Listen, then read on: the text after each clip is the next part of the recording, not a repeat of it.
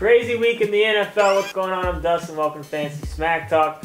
You had guys blowing up that wouldn't normally blow up. You had a couple big injuries.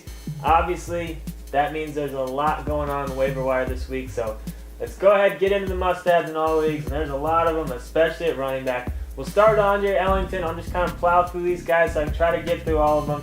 Andre Ellington, if he wasn't on a bye, Week 9, he would have been picked up in a lot more leagues, but still only on in 65% of leagues. We all saw what he did Week 8. Pick this guy up. He is good. Ben Tate. Don't worry about Mendenhall. He's terrible. Ben Tate, next guy to talk about. Arian Foster got hurt.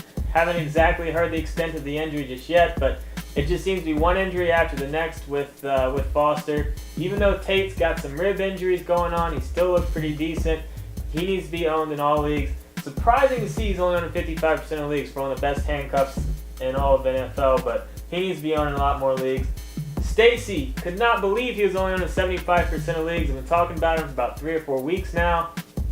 At this point, he's going to be owned in pretty much 100% of leagues after what he did this last week, but he should have been owned in more leagues even before this week started. He's a starting running back. He's looked good the whole time he's been given the touches out there. He is good at football. You need to pick this guy up. Looks great Week 9. Mike James is the next guy I want to talk about. You know, I picked him up in a couple of leagues, but even I wasn't expecting a ton out of him. You know, he's just one of those guys which is, you know, he's a starting running back on a team that normally goes with kind of a one-back system. And I wasn't really expecting him to do that much considering Doug Martin didn't do that well. But Mike James looked really good. Tampa Bay was playing with a lead, which is kind of rare for them.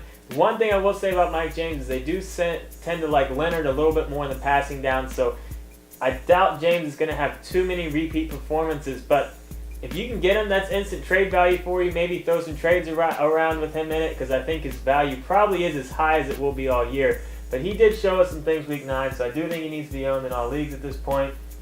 Andre Brown is the next guy. I talked about him for a couple weeks, only on 40% of leagues. Looks like he's coming back after the bye week for the Giants, and he's kind of the main guy as far as the biggest upside for that running back mess that's going on out there. I wouldn't be surprised if there's still some kind of committee situation going on, but Brown's definitely the highest guy on the totem pole as far as who to own in fantasy, so I think he needs to be added in all leagues to see what happens with that mess.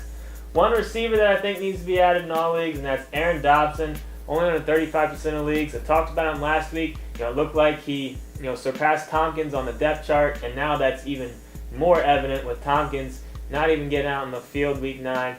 Dobson looked great. He and Tom Brady seem to be on the same page.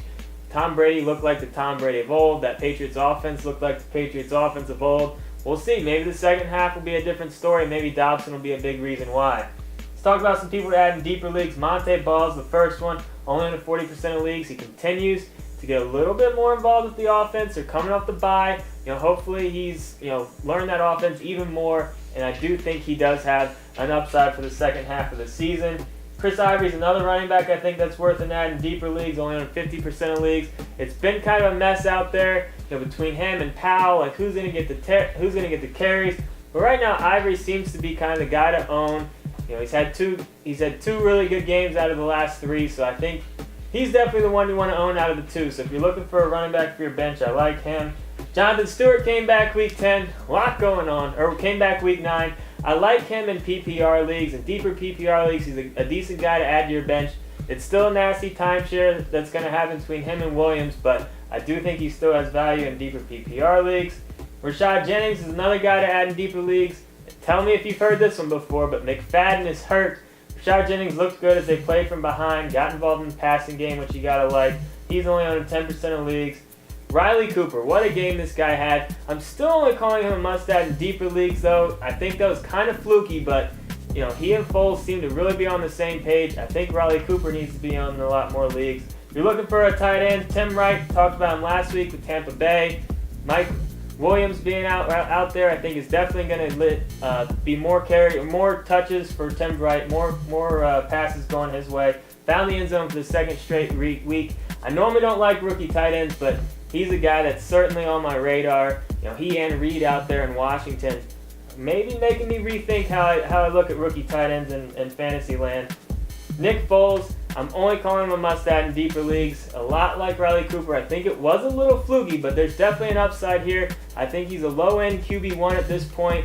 So depending on who your quarterback is, he might be worth adding to your bench just for some depth and maybe some instant trade value if you want to trade the guy that had Aaron Rodgers. We'll see how that injury ends up, but it didn't look that good. My guess is broken collarbone, but we'll see. It might be a little too early to be saying that, but it could definitely be a multi-week injury for Aaron Rodgers. So Nick Foles not a bad guy to look at.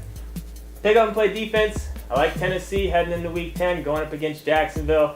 They should have a decent chance to put some points on the board, especially with Blackman out. So this is just a portion of the list. A lot going on this week, a lot to talk about. If you want to see the full list, get on the website. If you got any questions, post them in the forum.